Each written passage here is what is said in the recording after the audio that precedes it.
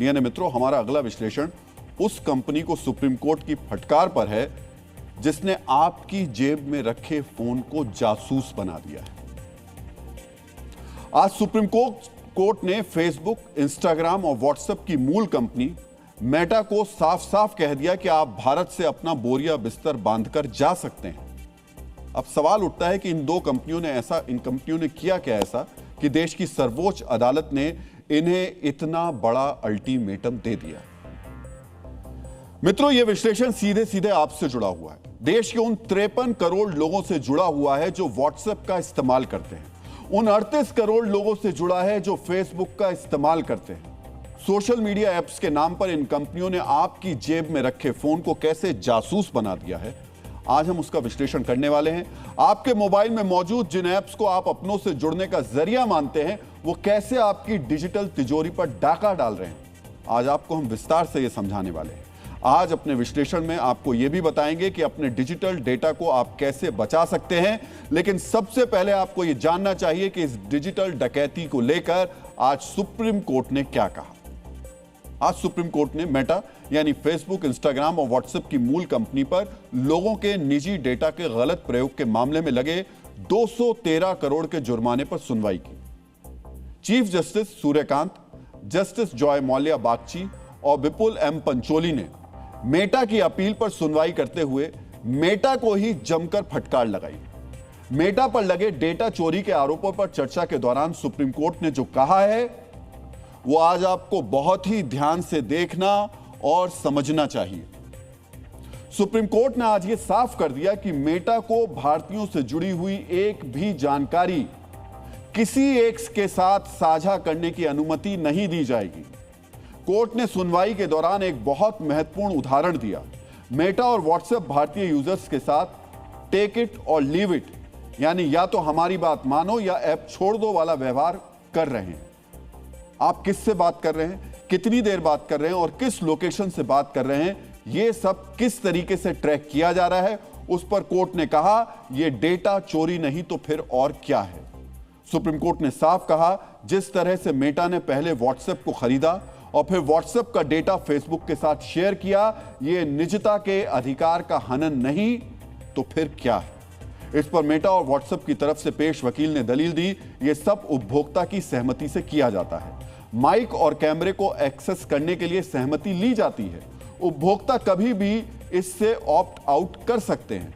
इस दलील पर कोर्ट ने बेहद सख्त लहजे में कहा, आप अपनी सुविधाएं यहां से ऑप्ट आउट कर लें, यानी अपना पूरा बिजनेस समेटकर यहां से जा सकते हैं। मित्रों, मेटा के वकील जो ऑप्ट आउट वाली दलील दे रहे थे, पहले उसे समझने की जरूरत है। जब आप मेटा के फेसबुक या व्हाट्सएप को डाउनलोड करते हैं तो उस वक्त आपको स्क्रीन पर एक मैसेज दिखाई देता है। इस मैसेज में फोन और मैसेज तक पहुंच बनाने की परमिशन मांगी जाती है। एक आदमी क्या करता है, बिना मैसेज पढ़े या समझे वो ओके या अलाउ कर जाता है।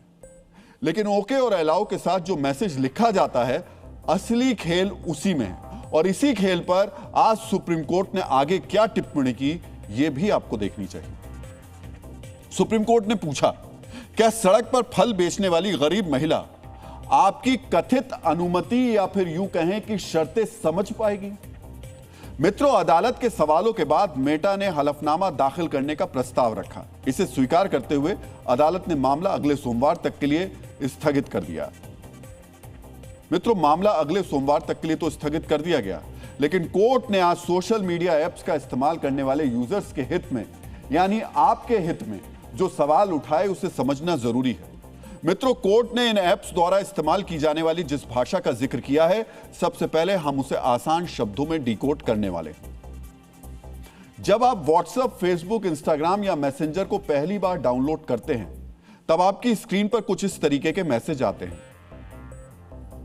Bye tapping agree and continue you accept the WhatsApp term of service and privacy policy. ये देखिए, ध्यान कीजिए, जब आप इन ऐप्स को डाउनलोड कर रहे होते हैं तो इस तरीके का मैसेज आपकी स्क्रीन पर आता है। कई बार ऐप इस्तेमाल करते हुए कुछ इस तरीके के मैसेज आप देखते भी होंगे, उस वक्त भी आते हैं। Allow access to your contacts, allow to take pictures and record videos. एक आम आदमी क्या करता है, वो बिना सोचे समझे अलाउ या ओके पर क्लिक कर देता है, क्योंकि वो सोचता है कि ये शायद जरूरी है। अगर इसे ओके या अलाउ नहीं करेगा तो वो एक्सेस नहीं पा पाएगा या उस ऐप पर काम नहीं कर पाएगा। उसे लगता है अगर उसने डिनाई किया तो ये ऐप चलेगा ही नहीं। इसी तरह से अनजाने में अपने फोन में इन ऐप्स को घुसपैठ करने की अनुमति दे दी जाती है। मित्रों, क्या आप जानते हैं इस तरह लोग अनजाने में इन ऐप्स को क्या क्या एक्सेस दे देते हैं? कैमरा, माइक, लोकेशन, फोन में मौजूद फोटो, वीडियो, फोन में जितने नंबर सेव हैं, आप कौन सी वेबसाइट्स देख रहे हैं, आप फोन में और कौन कौन से ऐप इस्तेमाल कर रहे हैं, आप क्या खरीद रहे हैं, यहां तक कि आपकी उम्र क्या है।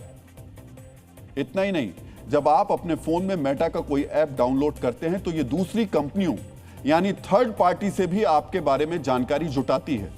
मित्रों, ये खेल कैसे खेला जा रहा है, इसकी जानकारी हमने मेटा की लंबी चौड़ी प्राइवेसी पॉलिसी को बढ़कर के निकाली, जो आप में से 1% लोग भी नहीं पढ़ पाते होंगे, क्योंकि ये प्राइवेसी पॉलिसी 15,000 शब्दों की है। मित्रों, आपसे जुड़ी जो जानकारी इन ऐप्स के जरिए जुटाई जाती है वो इतनी संवेदनशील है कि इनसे आपको कंट्रोल किया जा सकता है। मित्रों, इन सारी जानकारियों के जरिए ही फेसबुक या मेटा के अन्य ऐप्स पर आपको एड्स दिखाए जाते हैं। ये कंपनियां किस हद तक डेटा से खेलती है, इसे एक उदाहरण के साथ आपको समझाते हैं। मान लीजिए किसी ऑनलाइन कोचिंग कंपनी को अपना एड दिल्ली के ऐसे खास इलाके में दिखाना है जहां स्टूडेंट्स रहते हों, उनकी उम्र 18 से 25 साल हो और वो ग्रेजुएट हो, तो फेसबुक चुन चुनकर ऐसे बच्चों को एड दिखाएगा। मित्रों, आपने कई बार गौर किया होगा, आप अगर किसी से जूते खरीदने की बात कर रहे हैं या फिर इंटरनेट पर अपने जूता सर्च किया होगा तो आपको इंस्टाग्राम और फेसबुक पर जूतों के एड्स दिखने लगते हैं। कुछ इसी तरह से आपके हर क्लिक और हर कदम का हिसाब किताब रखा जाता है। मित्रों, आज सुप्रीम कोर्ट में सुनवाई के दौरान चीफ जस्टिस सूर्यकांत ने इससे जुड़ा अपना एक निजी अनुभव भी साझा किया। उन्होंने बताया, अगर व्हाट्सएप पर किसी डॉक्टर से तबीयत बिगड़ने की बात की जाए और डॉक्टर मैसेज में ही दवाई का नाम बता दे तो 5 से 10 मिनट के अंदर ईमेल से लेकर यूट्यूब पर दवाइयों के प्रचार दिखाई देने लगते हैं। मित्रों, आप ये जानकर चौंक जाएंगे, ये कंपनियां आपकी डिजिटल जासूसी नियमों के दायरे में रहकर कर रही हैं, क्योंकि उन्होंने टर्म्स एंड कंडीशंस के नाम पर अनजाने में आपसे अनुमति ले ली है। मित्रों, आज इस धोखाधड़ी को लेकर भी सुप्रीम कोर्ट में मेटा और व्हाट्सएप को फटकार लगाई गई। कोर्ट में आज मेटा और व्हाट्सएप के वकीलों से यह पूछा गया, क्या तमिलनाडु या बिहार के किसी सुदूर गांव में रहने वाला व्यक्ति उस भाषा को समझ पाएगा जिसमें आपकी पॉलिसी लिखी गई है? मित्रों, जाहिर सी बात है, नहीं समझ पाएगा, क्योंकि मेटा जैसी कंपनियां लाखों करोड़ों की सैलरी देकर एक्सपर्ट्स को नौकरी देती हैं जो इन टर्म्स एंड कंडीशंस को तैयार करते हैं। इनका काम यही होता है कि भाषा इतनी सरल दिखे कि आपको खतरा महसूस ना हो और कानूनी रूप से कंपनी पूरी तरीके से सुरक्षित रहे। मित्रों, समस्या बहुत बड़ी है, लाखों करोड़ों भारतीयों से जुड़ी है, इसलिए आज हम डीएनए में इस समस्या का समाधान भी आपको आसान भाषा में समझाने वाले हैं। आगे हम जो बताने जा रहे हैं उसे बहुत गौर से सुनिएगा। अगर आप इस डिजिटल डकैती से बचना चाहते हैं तो अपने फोन पर साथ साथ इसे अप्लाई भी कर सकते हैं। मित्रों, अगर आप नया अपडेटेड स्मार्टफोन यूज कर रहे हैं तो स्क्रीन के ऊपर दाएं कोने पर हमेशा ध्यान रखिए। अगर यहां हरा या नारंगी बिंदु यानी डॉट दिखाई दे तो समझ जाइए कोई ऐप आपके कैमरा, माइक या लोकेशन का इस्तेमाल कर रहा है। ध्यान से देखिएगा ऊपर की तरफ।